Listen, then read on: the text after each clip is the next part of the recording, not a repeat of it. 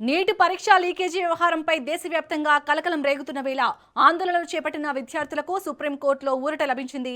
Neat లీక్పై నిరసనలు తెలిపిన విద్యార్థుల అరెస్టులపై సుప్రీంకోర్టు కీలక మధ్యంతర ఉత్తర్వులు జారీ చేసింది.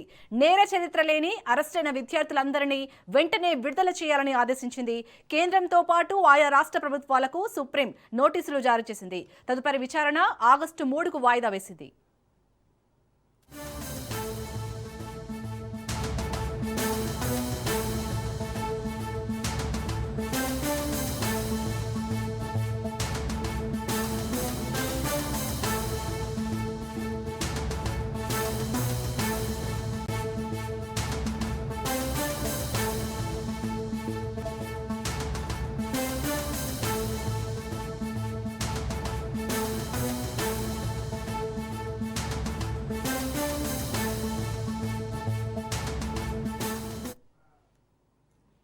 ఇక నీట్ లీక్ పై నిరసనలు తెలిపిన విద్యార్థుల అరెస్టులపై అయితే సుప్రీంకోర్టు కీలక మధ్యంతర ఉత్తర్వులు జారీ చేసినట్టుగా తెలుస్తుంది. మరిన్ని అప్డేట్స్ ని మా ప్రతినిధి సునీల్ అందిస్తారు. సునీల్, సుప్రీంకోర్టు జారీ చేసిన మధ్యంతర ఉత్తర్వుల్లో ఏమని పేర్కొంది, డీటెయిల్స్ ఏంటి?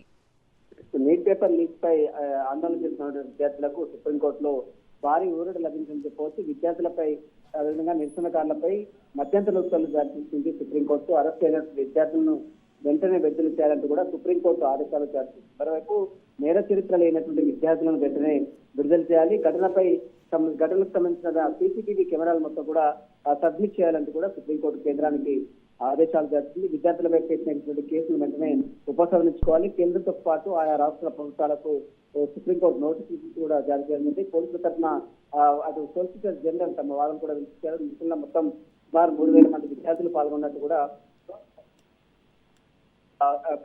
సుప్రీంకోర్టుకు వివరించింది. నిరసనకారులు దాదాపు 101 మందికి నేర చరిత్ర ఉంది. 62 మంది విద్యార్థులు మందికి పైగా ఆత్మహత్య యత్నం కేసులు ఉన్నాయి.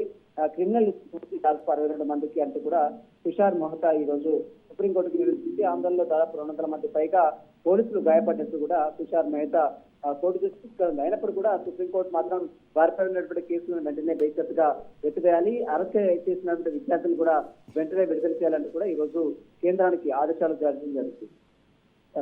Right, thank you Sunil.